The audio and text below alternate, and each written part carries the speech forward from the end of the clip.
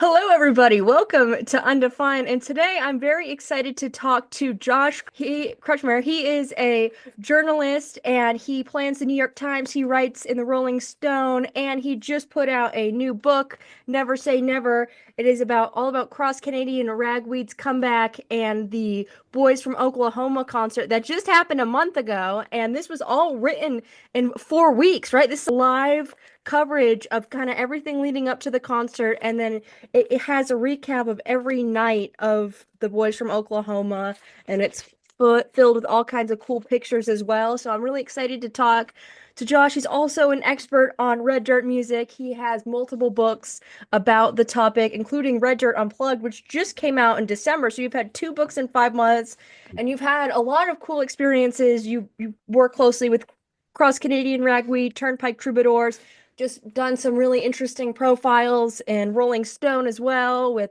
Jenny Rose from the Vandaliers breaking that story and then talking with Charlie Crockett. So we have a lot of fun stuff to talk about. How are you doing? Sure.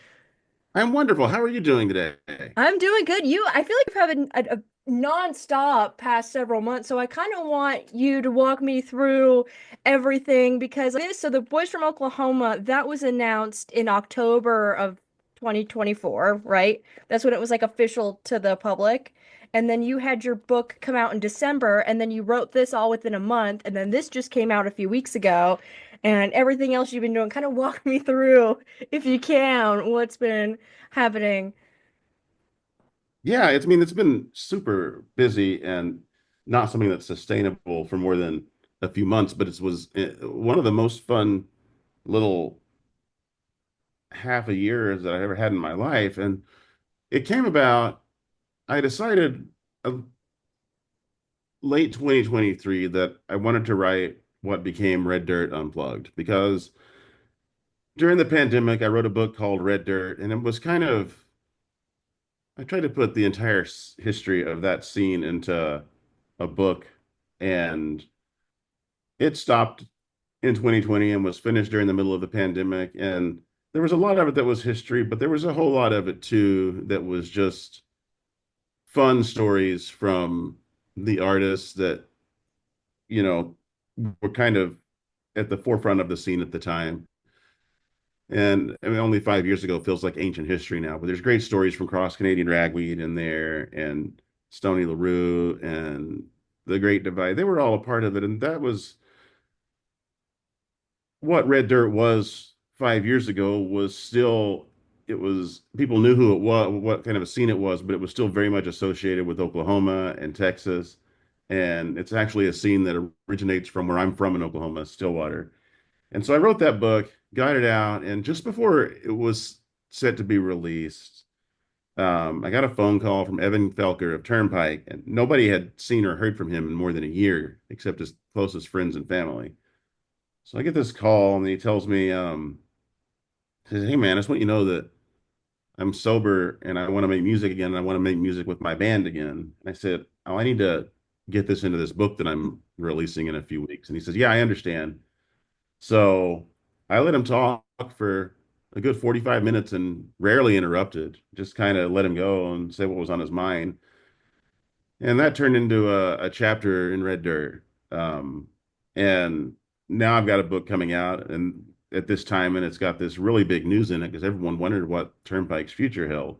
So I reached out to Rolling Stone and asked if they would like to take that chapter as an excerpt. And it was 2020 and wasn't a lot going on. They go, yeah, yeah, we do. So gave it to them, and it just did crazy numbers, just crazy traffic for Rolling Stone. Something you would expect more on the lines of a mainstream superstar. It was doing the kind of web traffic for Rolling Stone that you would expect from like a Taylor Swift story. Wow.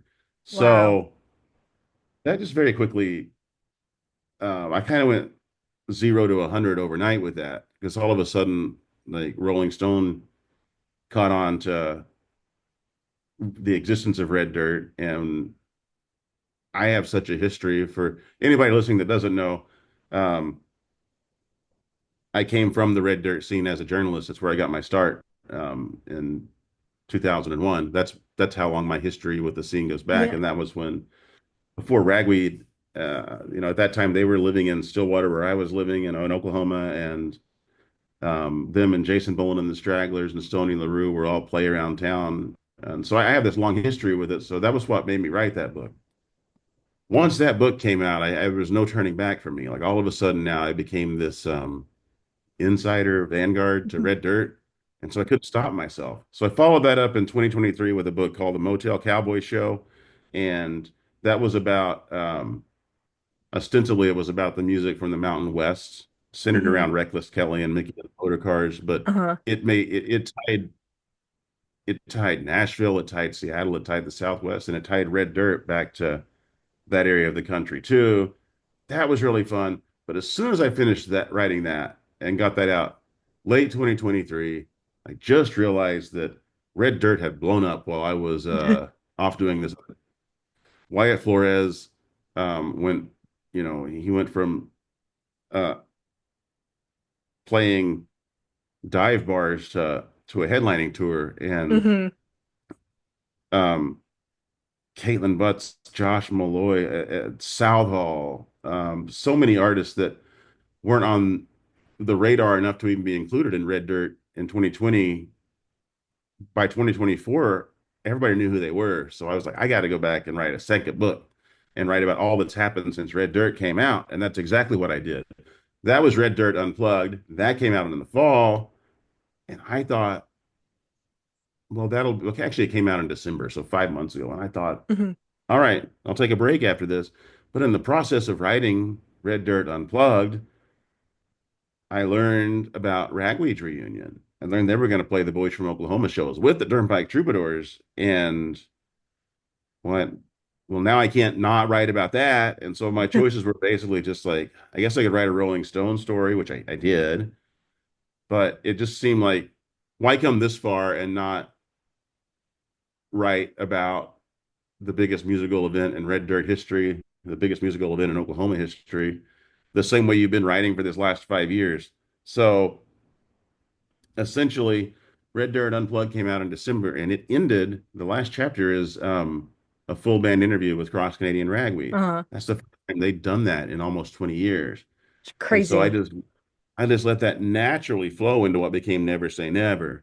Um, and so that book, the one that just came out, Never Say Never, it's got the entire behind the scenes account of how Ragweed reunited from every member of the band's perspective, and how Boys from Oklahoma happened from everybody involved with that behind the Yeah. scenes, book agents, promoters.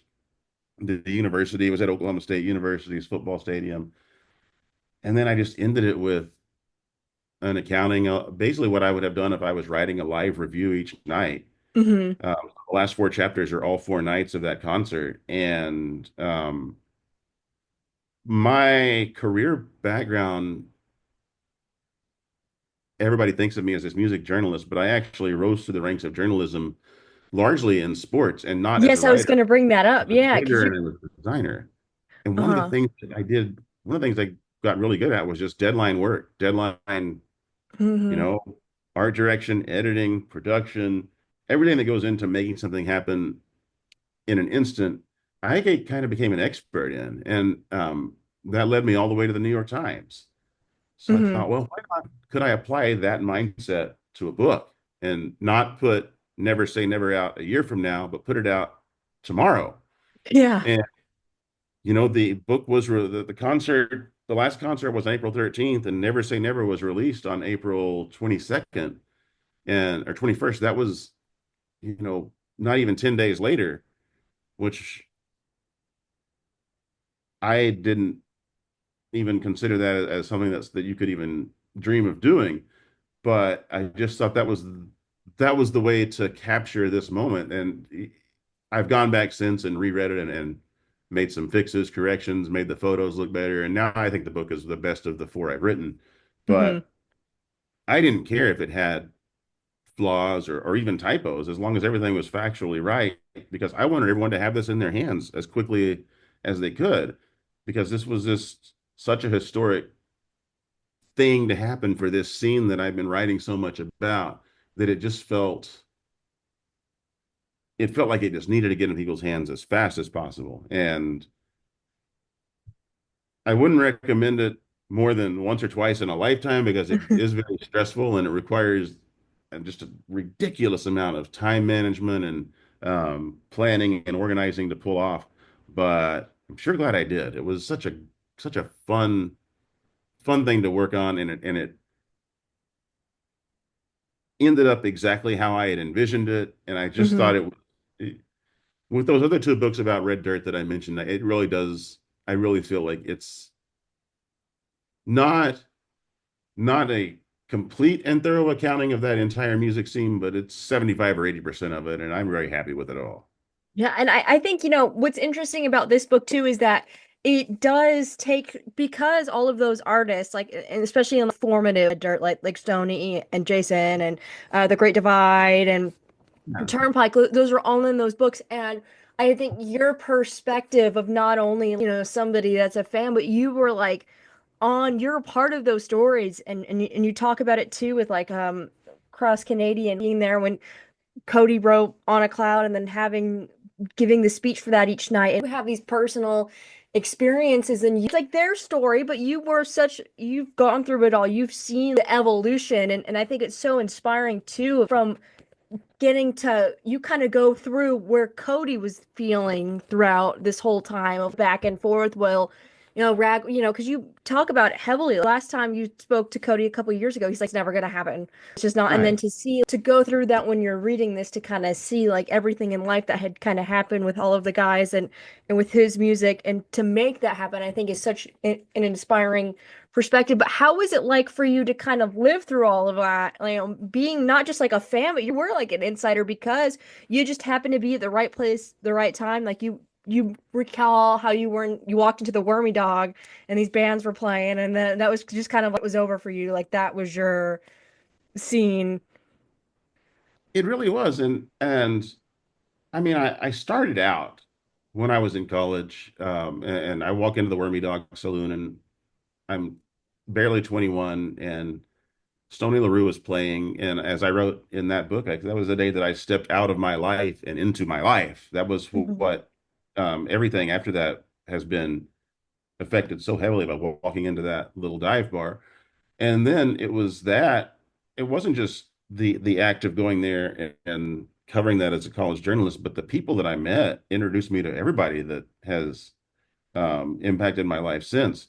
Stoney himself introduced me to the Great Divide, who Mhm. were part of Boys from Oklahoma. Jason Boland, who has had just an incredible career, and he introduced me to Cody Canada and all of Ragweed. And within a year, I had written about all those bands I just name dropped, and that makes up the five bands that played Boys from Oklahoma. Well, four of the five, but Yeah. it was not long after that Turnpike established themselves in the mid 2000s, and it was Cody who introduced me to them.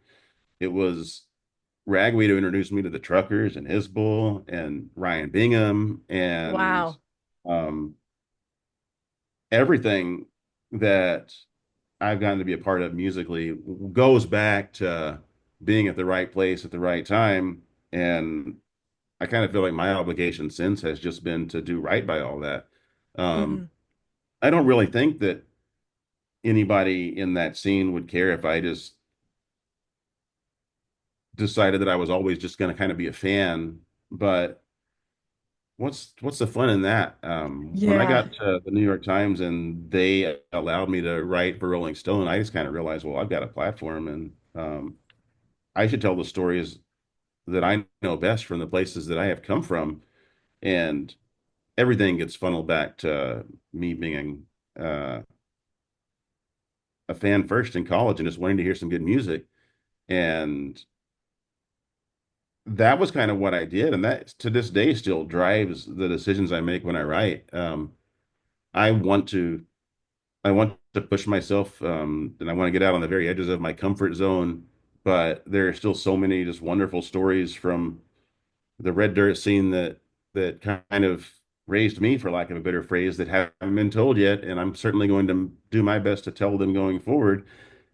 And that was what made the 1-2 punch of Red Dirt Unplugged and Never Say Never um, not just fun, but relatively easy.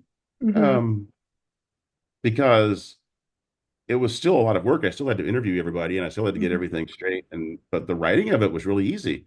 I knew I could write it in a month because I was just writing about things I had lived. I had lived all Mhm. this, and both books, honestly, all the ones I've written, but really those two happening so Mhm. fast. What made them work was just the fact that once I sat down to start writing, everything just all the words came so easily because it was just me writing about where I was from and things I have known and seen over the years.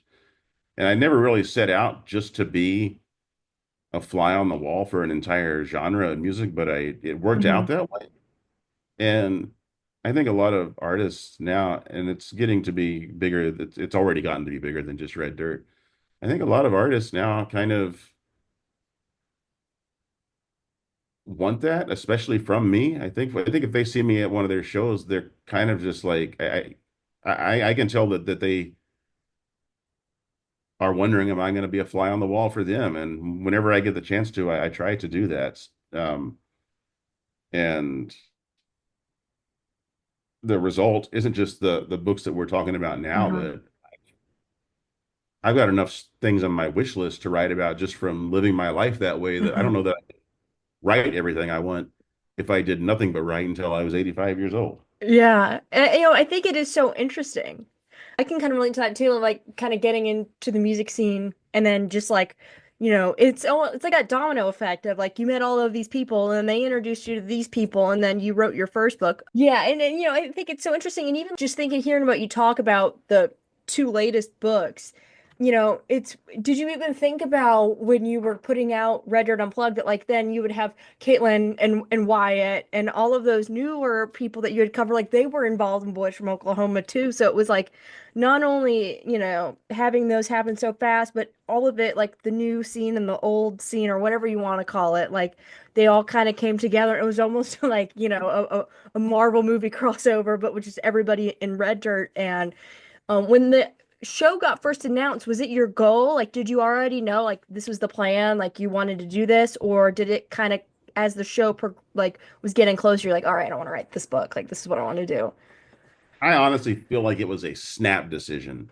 Um, I heard about the possibility of Ragweed reuniting. Actually, I heard that they had decided to reunite. I was at a different music festival last August. It was the Braun Brothers reunion in Stanley, Idaho, actually Chalice, Idaho.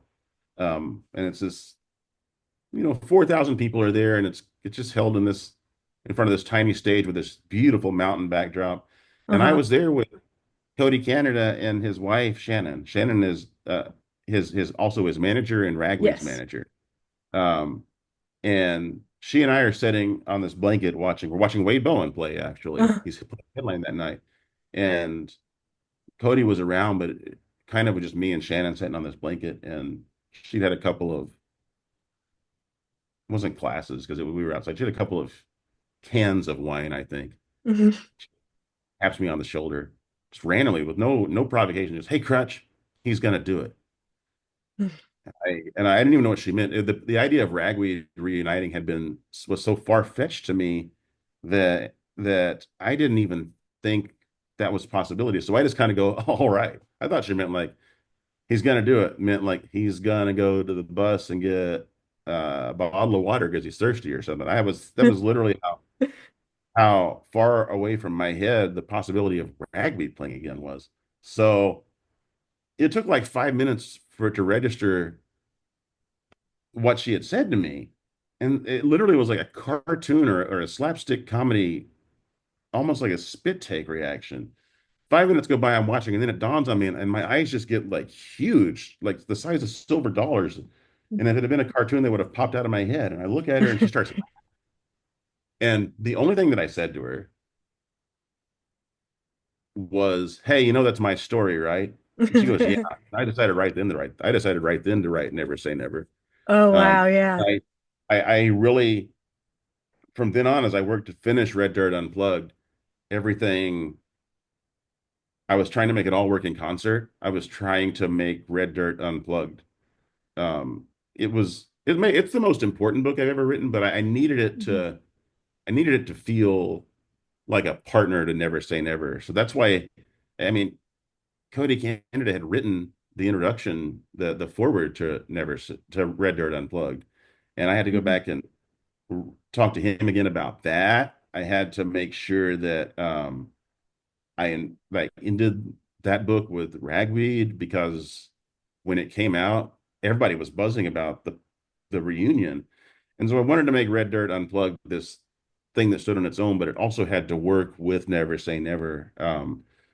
Not in the way that movies and sequels work with one another, but it had to work as a partnership. Because I didn't want to make one book be homework for the other. I Mhm. certainly wanted one of them to be able to get them and feel happy. But from the end of August until that first book came out in December, I always had one eye on Never Say Never too. And that meant that some things got held out of Red Dirt Unplugged to work in Never Say Never as side chapters and context, because I thought it fit better there. Um, and then in the interim between Red Dirt Unplugged coming out, which has a chapter on Turnpike's Diamonds and Gasoline album, which changed Mhm. a whole lot. Um, but in that interim, Turnpike wrote, recorded, and released a whole new album, Mhm. and that was The Price of Admission, and they dropped it as a surprise at Boys from Oklahoma, and so I had to make sure that got in this book. This Yeah, I thing was was gonna bring like, that up as well. yeah, Like just the timing of it all was yeah, crazy. yeah. So like everything that happened between that book and the concerts in Red Dirt had to be included too. And I thought that was a good way. And to round all that out, I reached out to Kaitlin Butts and Wyatt Flores, to write the first and last words, the foreword and the last word to the book, Mhm. because I just thought that they were two of the most representative of what the future can hold for this genre. And I Mhm. thought bookending there's these two icons of the scene that were doing something that had never been done before in Red Dirt with their voices was just the way to do it. So once I decided to write it in August, and once I found out about it, everything with the two books I wrote and really a lot of the stories I wrote all worked together, to try and tell this story in as complete of a way as I could. Yeah, and I think like, funny thing is I didn't really get into ragweed until like the reunion. And so like reading the books, it really kind of helped fill a lot of those gaps for me.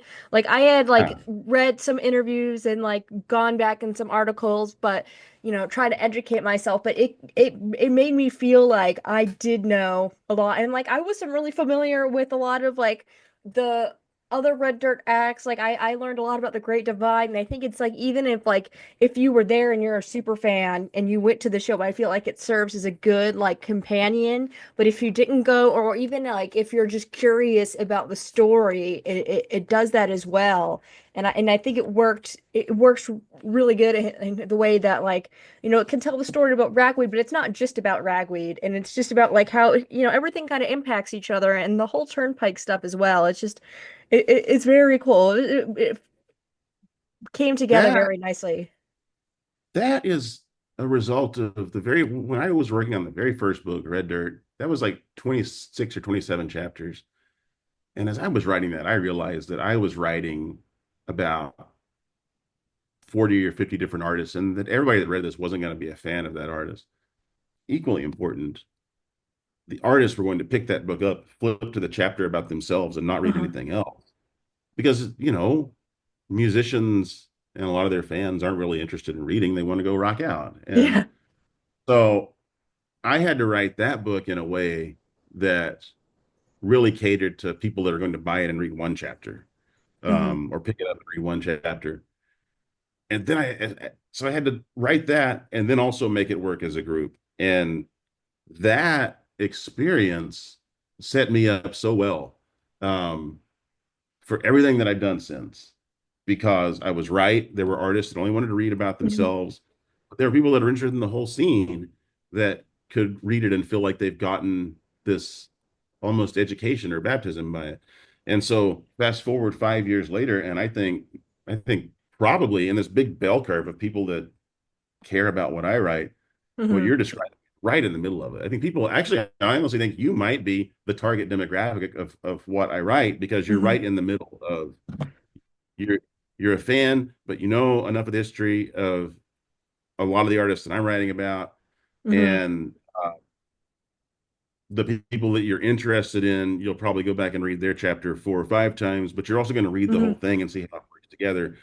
Um, that's right in the middle of this big bell curve of people that I think read what I write. And on on one extreme, there are people that live the whole thing and want to read every single word, and on the other are Hmm. people that are going to read one chapter. Or frankly, it's not lost on me that there are some people that just want the books I write to physically have them in their hands because their favorite artist is on the cover. Going back to that, I think that's a perfect example. But I feel like from my perspective, I think, getting into the scene, and especially my age, like I was like 10 when Ragweed split, and didn't grow up in like Texas or Oklahoma. I grew up in Florida, and I Right. didn't really get into the stuff. So I think like it kind of went through that, but also like I knew like even reading the Red Dead Unplugged, like I got into the Great Divide. It tells you like that whole story of like the albums that put them on the map, and like it gets in the specifics too. Like what I did with reading through the books is like I would go, and if I wasn't familiar with the person, I would put them in the Apple Music and just to have it on while I was reading it, and kind of it transported me too. That's what I did with this. Like when you talked about Turnpike, I put on the price of admission, and then when you talked about Ragweed, I throw on Ragweed, and then that was like a cool kind of way to read it too, because it felt like you were really pulled into the experience. Yeah, when I when I have to you know, write uh my one sentence bio for whatever bookstore or whatever event's going to be that I'll be giving, or it could be a concert or a signing. I boil my work down to I'm trying to tell you where the music you like comes from. Um, and if to the degree that I have any philosophy behind what I write, that's it. Hmm. Uh, because I already know that you're listening to music that you enjoy. Um, so I'm going to try and each chapter to tie that music you enjoy to something bigger. Um, if you're a Whiskey Myers fan, you should check out The Great Divide because their Hmm. frontman produced the very first Whiskey Myers album. Oh wow, I didn't even know that. That's Right, crazy. exactly. Uh-huh. Um, you know, if you're a Truckers fan or you're a Jason Isbell fan, I want you to read a chapter about Ragweed that in which I tell you about the time that Truckers and Ragweed co-headlined for a weekend down in Texas and what a blast that was. But Hmm. if you if you like if you like American Aquarium, you really should know that American Aquarium got put on the map in Texas because Cody Canada heard him heard an aquarium song on the radio, and he called up the station manager and asked who it was, and the station manager, Wow. American Aquarium from Raleigh, North Carolina. And then Cody calls his booking agent and he says, I want you to put them on tour with us. And then a year later, Aquarium and Turnpike go on tour for 2 years together. Um, I didn't even if know that, and I've been like a diehard American Aquarium fan for years, and I didn't even realize. yeah, if you're fans of so much of this, the wormhole or the trap door or the web you can weave gets it expands so fast, and Hmm. um, you have to write stuff in a special way because you don't want to bore people and you don't want to give No. people um, you know, diagrams to follow. But if you can do it in a really quick hit way, you can sure tie a lot of this, especially this scene that isn't necessarily independent anymore, but this greater No. idea of Americana or what we consider indie Yeah. country together because they all needed each other. All these artists, coast to coast, at some point have needed one another to spread the word of their music. And that's still happening to this day in a different way. And it's super fun to in just a couple of paragraphs. Tie one band you like to another band that somebody else likes equally, but maybe you don't really have ever have ever Mhm. heard of. And now you're curious, and now you want to go check them out too. Or now you're going to listen to your favorite band in a different way because now Uh-huh. you know the context to them.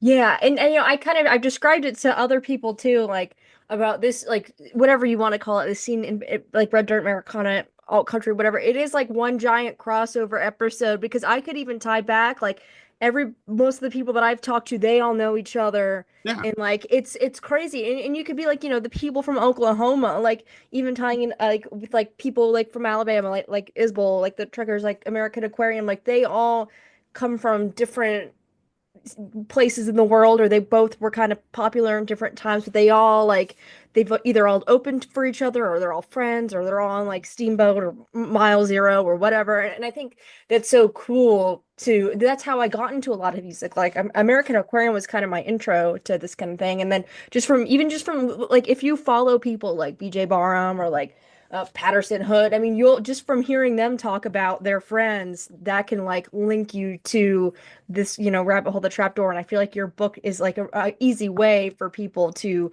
kind of go into that. I was when I released Red Dirt Unplugged, it actually got released on December 13th, the night before Aquarium was playing at Kane's Ballroom in Tulsa.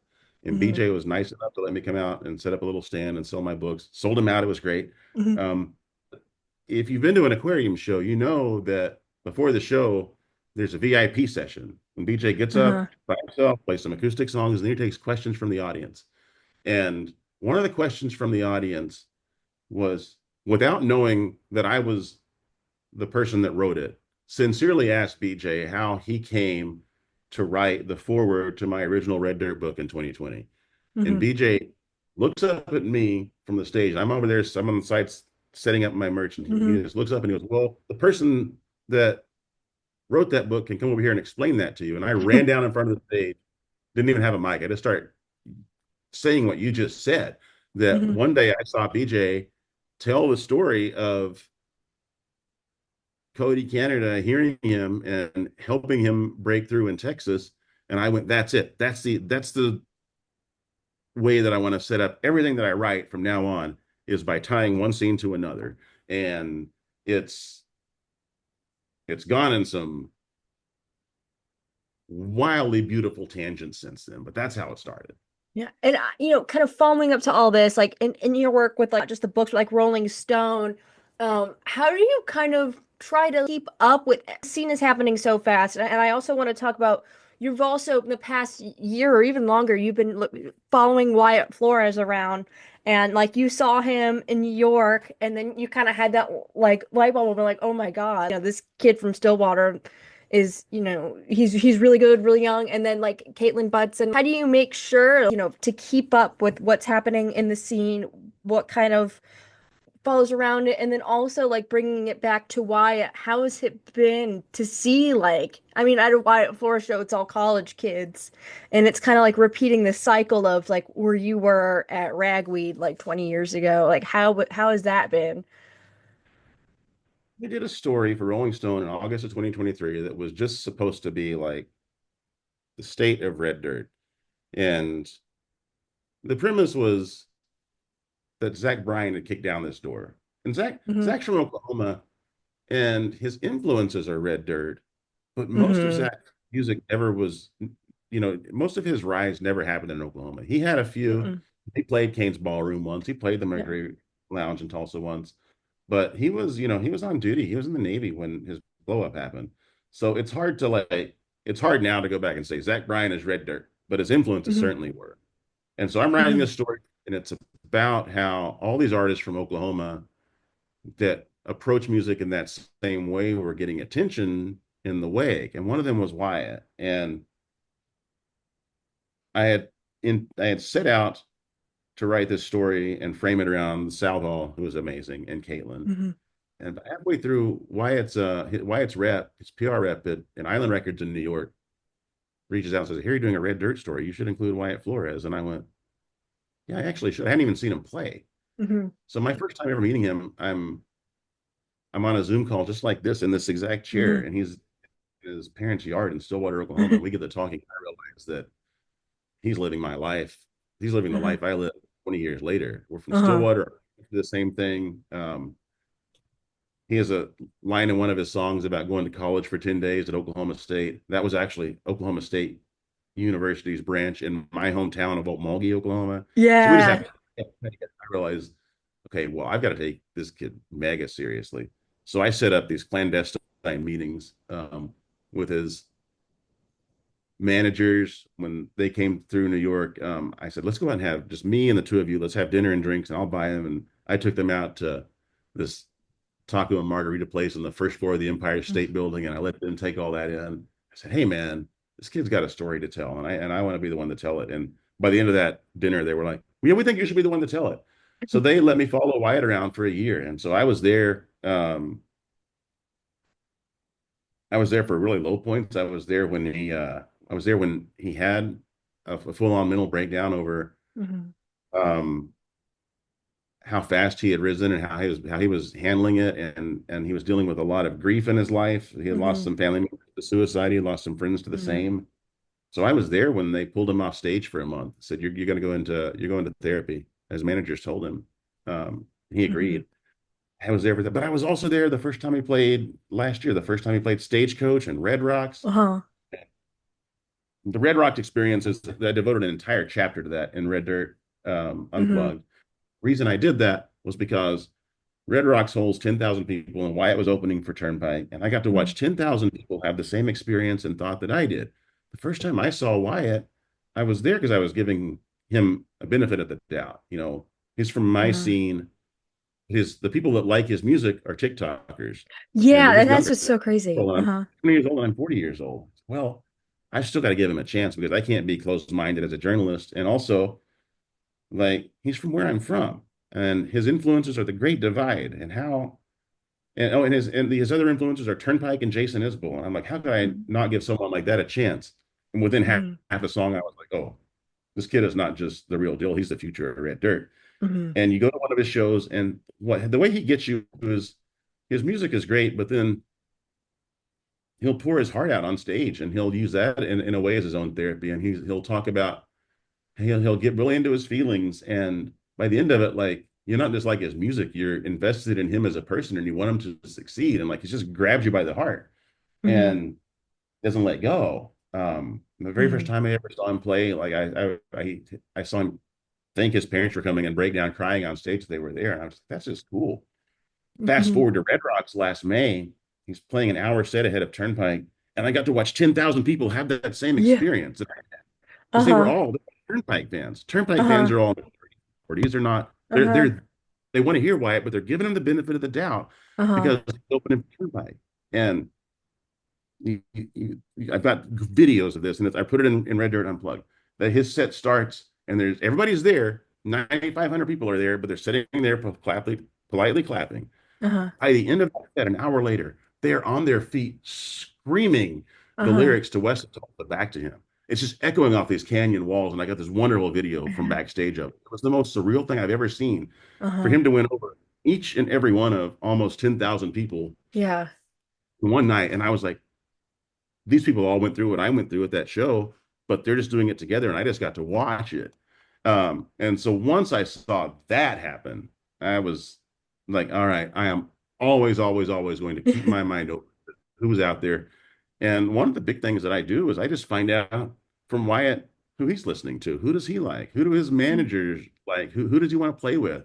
And that introduced me to Evan Honer, Nolan Taylor, J.R. Carroll, people that I've written about Hmm. since and have gone on to really appreciate their music are now filtered through Wyatt because of that experience. Hmm. And it has it's made me want to keep writing better. It's given me a fresh feeling to the work that I'm doing that no longer feels like it's bound by the generations that shaped me. Yeah.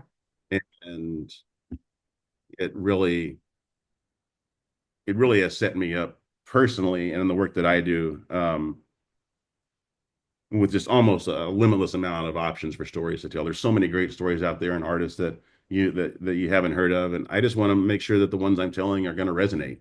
Yeah. And That's I think that's, so interesting about why. And like, I think another layer to the Turnpike thing is like, those are like, he's playing Red Rocks opening up for like the people that inspired him. So like, that's a whole other layer of that. Like, too, like, not only are those people in the crowd having that experience. Like I can only imagine how it was for him to be like, oh my Yes. God, I'm at Red Rocks, I'm opening up for Turnpike. And like I think his rise has been so interesting too. Like I was at a Tyler Childers show last month and I was talking to these two girls that were a little bit younger than me that were sitting next to me. And they were telling me like the best show, like they go to a lot of shows too. Like the best show we've ever saw was Wyatt Flores. Like you need to go see Wyatt Flores. And I hadn't seen him yet, and I still haven't. But I was like, and I thought that was so, funny to see like, these girls, they've obviously gone to a lot of concerts. Like we're sitting at a Tyler Childers show and they're talking to me about how good Wyatt was and like how that was just like the best performer that they've ever seen. And I feel like it kind of gives me hope too, as somebody who listens to a Yeah. lot of older music. Like because a lot of these people they've been around for like 20 years. I think it's so cool that people like Wyatt and even like Zach Bryan at a large scale. Zach isn't Red Dirt, but he isn't really typically Red Dirt, but because of Zach and because of the people that he would bring on tour or the people that would pop in his Spotify algorithm or Wyatt, it's Yeah. bringing. I feel like it does show that people in my age demographic, we do want people that are telling authentic stories, that are playing this music that means something, that's not just that's more than just what's on the pop country or what's on whatever. People are really connecting with these stories, and I think that's really cool to see through this dude And I think wave. this is something that is really specific, not really specific. This is something that Wyatt is just embodying. Wyatt, this, I mean, everybody making music under the age of 27 now is covering Jersey Giant for some reason. Yeah, it's just so funny.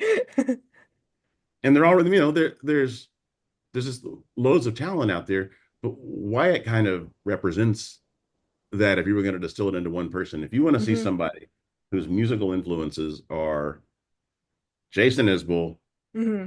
Tyler Childers, Sturgill Simpson, and the Turnpike Troubadours, Hmm. who's 10, 15 years younger than those artists, Hmm. but then letting those influences shape his music without sounding like them, Wyatt Flores is it. He is it. Hmm. It's just, you can sit through one of his shows and appreciate just the music you're hearing, or you can lose yourself and let your mind wander, and you can hear how all those other artists have shaped him too. Hmm. And it's it's hard not to it's hard to do that, and it's hard to approach music that way and not be a knockoff, but he certainly did. There is nothing about him that isn't pure and authentic, but you can also listen and hear Jason's influence and Tyler's Hmm. influence and 49 Winchester's influence on him. It's very cool. Yeah, and it's cool to see him like because he covers a lot of those things too. Like he covered "Ringing in the Year," like that's on his Yeah. Kane's album, and he covered. I saw him singing Sturgill. I saw him doing Alabama Pine. So he's also like from those people and that are in the crowd. And I Yeah. think Jersey Giant is such an interesting example of this too. And that's like I feel like there's good and bad to TikTok, but I think it's so interesting that a song like Jersey Giant that was like Yeah. not even an official like released song became such a huge hit. And then when you have like these people and like Wyatt's demographic, like they might be listening to, this Sturgill song or Alabama Pines or whatever for the first time, then it like leads them into maybe do something that they wouldn't have gotten into by themselves. I think that is also super cool. And it's cool to see, younger people as somebody who is young, like being able to do something like that and bridge that gap too, which I think is really cool that all of those artists are getting kind of a wider range of people listening because of people like Wyatt. I think you're exactly right. And I think the point to all this, or if I was going to sum it all up, I would just say it gives me a real good feeling for where this particular corner of country, rock, wherever it really fits, Americana, it gives me a real good feeling about its future. And I have not always felt that way. Yeah, and I want to, kind of connecting that, tying everything we've talked about and talked about this a little bit briefly, but I think it's so interesting how Red Dirt has kind of taken its form and like specifically like Ragweed, for example. They have live albums, but it's like Billy Bob's and it's Kane's. It's these like decent sized venues, and they were like bar band, and their last show, it was in Chicago. It was a medium sized bar kind of club venue, and so to see them, that's where they were kind of frequenting a lot. and then they come out and even just like when they tease I remember when they were teasing something on their website crashed, and then the fact that just Boys from Oklahoma was going to be a one night thing to a four-night thing, and even choosing it to be at that football stadium, even in the book, kind of hearing people like they weren't sure, and then seeing that massive demand. And then I also want to talk about tying this in a Turnpike too. It was even an idea that Turnpike was going to be back together. Everybody just came out of the woodwork like they sold out Canes in an instant. They're playing the biggest venues that they've ever played. What do you think from your perspective being all throughout that, the rise and the breaks, and then what do you think is it now in like 2025? Why is this so important? How can a band like Ragweed, who'd been a bar band for so long, be able to like people from all over? Just that chart of from everybody that went to Boys from Oklahoma is crazy. What do you think it is about this music that's really resonating with people? Well, Red Dirt as a genre continued to rise after Ragweed broke up in 2010. Turnpike was at the forefront of it. Turnpike was really the ones that elevated Red Dirt actively into something that was more than a regional scene. Now, Ragweed, of course, had toured the country, but Turnpike was sustaining these theater tours, Mhm. and they were playing opening shows for arena bands and amphitheater bands. Um, while that's happening, while Red Dirt's profile is being raised, separate from that, Ragweed's broken up, but there are these top tier artists, especially in country music, that were Ragweed fans and we're making no Uh-huh. secret of it. Dirk Bentley had a number one hit with Free and Easy Down the Road I Go. That name Hmm. drops Rag. Oh, Wetzel puts out a Yes, song you called said. Rag. Ray Wiley Hubbard does it too. So now there's, as Red Dirt is elevated and people know that it exists, Ragweed's profile is being elevated. And because they're not together, they're becoming this mythical figure. Um, Yeah. and even at the height of the frenzy that Turnpike caused when they came back in 2021, there were a steady flow of comments on social media. Now imagine what happens if Ragweed does this. So everything again worked in concert. Uh-huh. Um, Turnpike's comeback itself adds to the mystique of Ragweed. Um, and by the time Ragweed decides to come back, um, there is this full on legend status, iconic status attached to their name. And that's what caused it to blow up. Hmm. That's they had become this, yeah, like you said, like there were a lot of people that had never actually seen them play, but had always heard about them. If you're 20 years old 2 years ago and never, and you weren't old enough to ever see Ragweed live, but Mm-mm. became a fan of Cole Wetzel, you know about Ragweed, Yeah. and everything just funneled itself in. You took all of that I just said, and when Uh-huh. Ragweed said they were coming back, you set it loose in a hall of mirrors, and that's why it blew up into the 4 night event, and then sold out a fifth show at Baylor University this summer. Uh-huh. That's how it happened. Yeah, it is, it's everything we were talking about too, like the domino effect. And I think it's so interesting too with like ragweed specifically that it did kind of catapult into the mainstream. Like I mean, like, even Parker McCullum, who was at the Boys from Oklahoma, and he made a cameo. He was vocal about his love for ragweed too. And I think, it's almost it kind of reminds me of, when you take an old canceled show and you put it on Yeah. Netflix, and then Yeah. everybody that missed it when it was on, they now Yes. became obsessed with it. I feel like that's what happened with Ragweed when they were on hiatus, because even things like Turnpike was lifting them up. And then I was aware of Ragweed too because like Cody Canada, he never stopped. He was always Yeah. playing shows and Playing and Ragweed doing, songs. yeah, he played Ragweed songs. Yeah, like Cody Canada was always on my radar because he was just in the same circle. And they almost were kind of like a mythical figure too, because the way that people talk about Ragweed, especially in that time when Term was like, oh my God, like, they were just like the best band. Could you imagine if hypothetically if they ever were to come back? And I think, I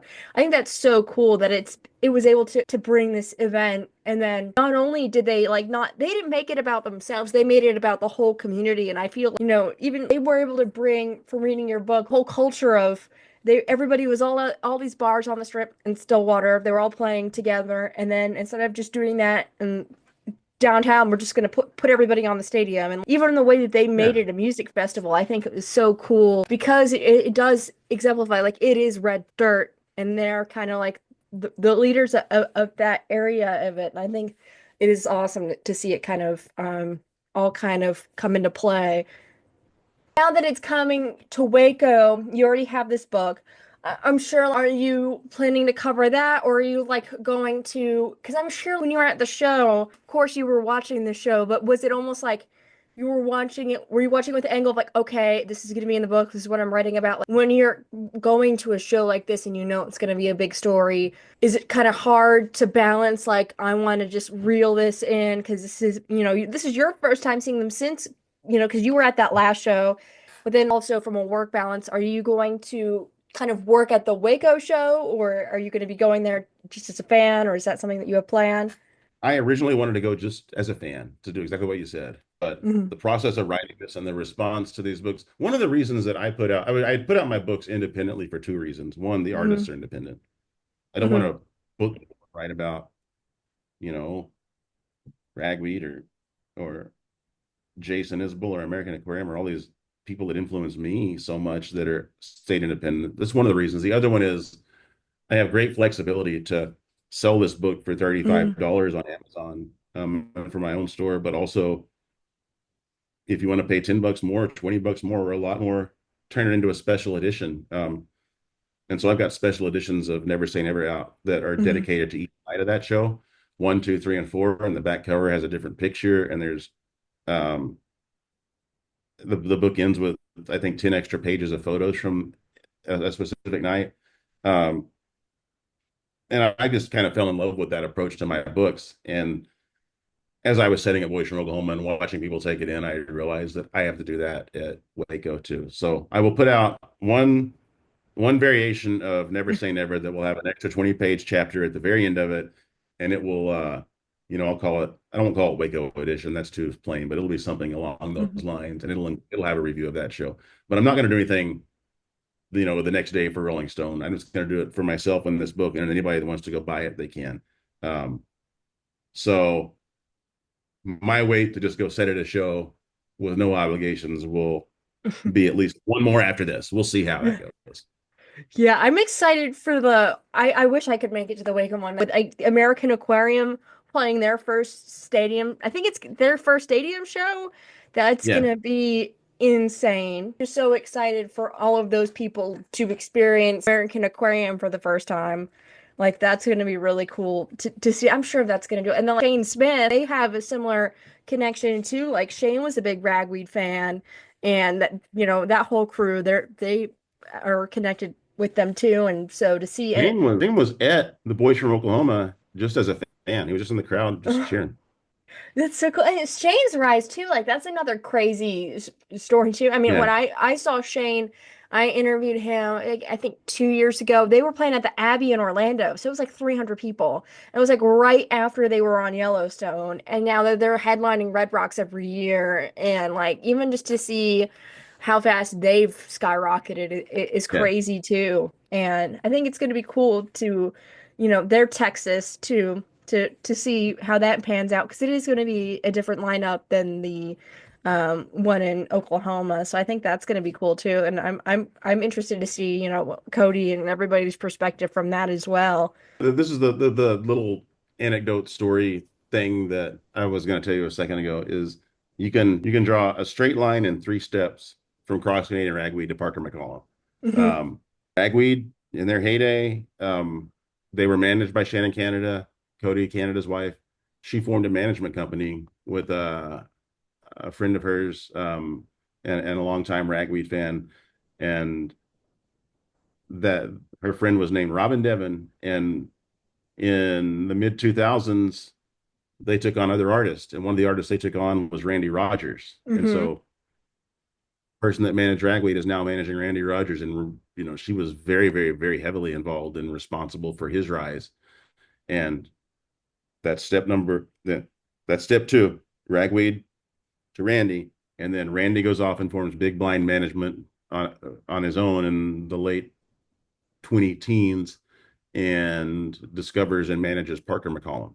That is a 1, 2, 3 step straight line from Ragweed to Parker. That's how influential Ragweed is, and why um, somebody like Parker being at that show and playing is so important, because it may not seem like it's part of the story, but it's a big part of the story. Yeah, and that's so cool. And it's so funny too because like that happened, my TikTok algorithm also got overtaken by the boys from Oklahoma. And so like I feel like I've seen every single angle of Parker going on that stage. And it was cool to see that kind of intersection too, and how much like even the crossover of that on social media, like I did not think I would be getting red dirt content on my TikTok. And for that whole weekend, it was Right. just so many different people, but so many different perspectives too. And I think that's so cool. And I think it's so cool that you were able to tell this story. I know we've kind of made this a ragweed heavy interview because it is kind of the main thing that just came out. What else before we wrap up? Do you want to talk about? I know you did a really great piece with Rolling Stone about Jenny Rose from the Vandaliers and talking about how it was for her to come out as a trans woman in the Americana space and the amazing reception that it got. I think was so inspiring as well. And like, how is that from your perspective to be able to have these connections with these people and how well that Jenny story was received and to be able to put it in Rolling Stone? And I can only imagine for her from the Vandaliers, I mean, they're big and this space, but to put that out in an outlet where more people are finding out about the band and about her story, like how has things like that been for you and anything else that you kind of want to highlight before we go?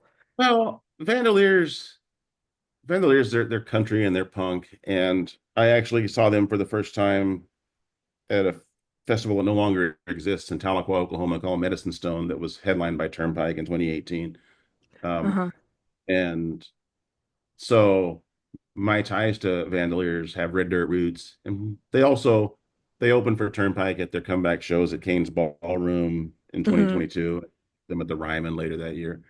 Um, so and the another big thing is Vandaliers are managed by a guy out of Oklahoma City who manages everybody else he manages, except for Taylor Honeycutt, or they're all red dirt bands. Wow. So um, I've got all these ties through the scene that I'm a part of to Vandaliers in the first place, and by uh, by January of this year, I never put them in Rolling Stone, but they were featured very heavily in Red Dirt Unplugged. They had been mentioned in the other two books that I written, and Hmm. I had a real good rapport with all of them, and to the point that I was at Mile Zero, Key West, and their manager that I was just saying has all his other artists too, pulls me aside and he says, "Hey, Vandaliers have something that they want to talk to you about, and they have specifically asked for you." And I said, "Okay." He said, "I'm not gonna tell you what it is. I'll tell you when the time is right." And um, maybe a week, not maybe a week after that at most, Jenny Rose called me on the phone to Hmm. say, um, "I am a trans woman, and my name's Jenny Rose, and Hmm. I want to talk about this to the world. It's something that's important to me, and I think I would like to talk to you about that if you're up for it." And immediately was all in, and Hmm. I think I treated that story with more care than I've ever treated anything as a journalist, in or out of Hmm. music. I mean, it's up there with like some of the biggest things that I've covered as an editor at the New York Times or the other places that I've been. And we went to Jenny Rose's house and with her family and dog, and sit on her not her coffee table, but it was like her writing room. But Hmm. just talk kind of like this. Hmm. And I asked questions when they needed to be asked, and I listened when they needed to be asked, and I wrote the story off of that. And it I think it's one of the most important stories I'll ever get to write, and the Hmm. reception was overwhelmingly positive, and that made me happy. It made me happy for my own work, but it made me really happy for Ginny and Vandaliers, and Hmm. go out there this summer on this tour and kick all the ass. Yeah, I think, and I feel like that it ties into your approach too of telling a story because it's not just like I feel like in a lot of music ways when artists get interviews. It is, I feel like even in this day and age, it's very processed. It's very like, let's try to get like a clickbait, or let's just like ask the basics. And I feel like you have this ability to meet people where they feel comfortable. Like the whole process where you're with Jenny and you're at your at her house, and the way that that story was able to flow, where like I said about your other books, like you're able to, if you're a fan of Vandaliers, you're able to kind of get context, like what's happening in her life and what's been happening behind the scenes. But if you're not a fan of Vandaliers, this could open up a whole new door of like, wow, this is like such an inspiring story. Like this is so interesting. And I Yeah. feel like, I also wanted to bring up your story that you did when you went to Evan Felker's farm. I think it's so cool that you're able, especially with somebody like Evan who does not do press. He is not known for interviews, because I'm Right. sure like he probably, I mean, I don't know Evan, I'm sure like just like the standard, like, oh, what is this album about? What is this song about? Like, I feel like, it can be so redundant for people, and for people that like him that are more shy and reserved. I think, Yeah. just being able, you were able to meet him where he was at and his element. And like, some of the story was about cows and ranching and, his daughter and his wife. But then, it brought back into the music. And I think that's such a cool way of like being able to connect with these people. And that's, I try to really try to not do the typical of like, I try to look at what these people have been asked in the past and try not to go in that direction. And I think what you do is very inspiring to kind of, just because we're all human beings at the end of the Yeah. day. And I think that's what makes the stories most interesting, is when you can meet people where they're at. I mean, I have the luxury of not having to take every single story that gets pitched to me, and I have the luxury of being really selective. And one of the things that is very important to me is that if I'm going to write about an artist or tell their story, I want to tell their story. But that means that I have to get down to them, and I have to tell stories from their turf and their perspective. And that's how this all happens. And that really is a very important element to my writing and work. It drives a lot of it. I want to tell artists stories as authentically as I can. And a big part of that is finding out where they're comfortable, and where they will open up and get there. And Hmm. it's so much better than picking up the phone and calling and asking a set of questions that 30 other people are going to call and ask the same ones. Um, and I don't know if I'll be able to do that forever, but I'm going to do it for as long as I can, because it makes for just some compelling stories, and the artist will say things they would never say on the phone. Love Hmm. that. Yeah. And, And and they feel was, like they're being treated fair too. That's so important yeah. too, is that Uh-huh. they want to feel like, you're trying to understand them and be as true to their music and their art as you possibly can be. And that's certainly the vibe I'm trying to give off. Yeah. And I think it's important, especially with these people in particular, their music is, and a lot of the times it is a direct reflection of, maybe not like autobiographical about how they're feeling and who they are, but it's a lot of subject matter that is close to them. And so the fact that, you're able to kind of bring the interview or the story that kind of reflects that, and goes hand in hand. I think, Turnpike the Vandaliers is a great example of that. I think it's really cool. And from I'm amateur journalism myself, I am very inspired by that, because I think it's great to learn more about like just kind of connecting with people, and not just like a robust way of like, okay, tell Yeah. people about the tour or the album, or it's not selling something. It's, I feel, letting people into their stories. And then you can just let the tour and the album just sort of happen naturally. If you let it flow out of that, and it Hmm. comes up anyway. And know, their business people get what they want out of it, and Hmm. the album gets brought up in the context of something bigger all the time. And yeah, I mean, I'm glad I'm glad to do that, not just for my work, but because I know there's eyes on it, and I know there's people like you out there that want to do the same thing. And I think Hmm. that journalism, especially journalism in this respect and about this music, um, can get really formulaic really fast. And the more people that Hmm. are out there trying to that are trying to see the world the way the artists see them, there's a dearth of that right now, and it's very important that as many people as possible try and tell stories that way. Yeah. So I And yeah, I think that's great. And it was really interesting talking to you and hearing about everything with ragweed and red dirt. And, anything else that you want to bring up that we haven't talked about? Anything else kind of coming up? I'm sure you have a lot planned. I know the Waco show's in August. I'm sure there's all kinds of other things that are happening in the red dirt and even just like the Americana world in general. Anything that you want to maybe mention? Let's see. Um, if anybody's going to make their way out west to the Jackalope Jamboree in Pendleton, Oregon in late June, I'll be there selling both books, Red Dirt Unplugged and Never Say Never. And I always host a pre-party on one of the days. And in the past, I've done that with Ginny Rose of Vandaliers. This time I'm going to do it with Jason Scott in the High Heat. But Oh, my nice. gosh, Vandaliers will be there too. Ken Pomeroy will be there too. A lot of artists that I've written extensively about will be there.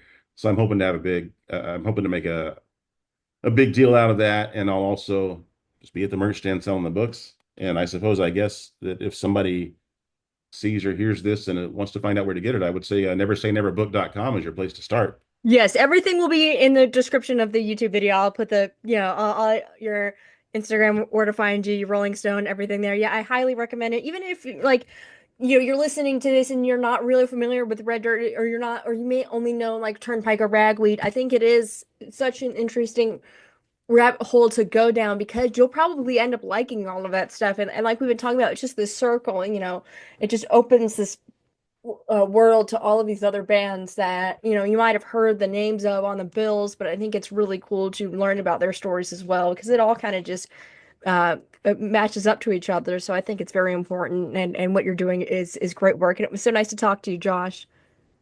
Wonderful talking to you, Bella. Thank you. Thank you.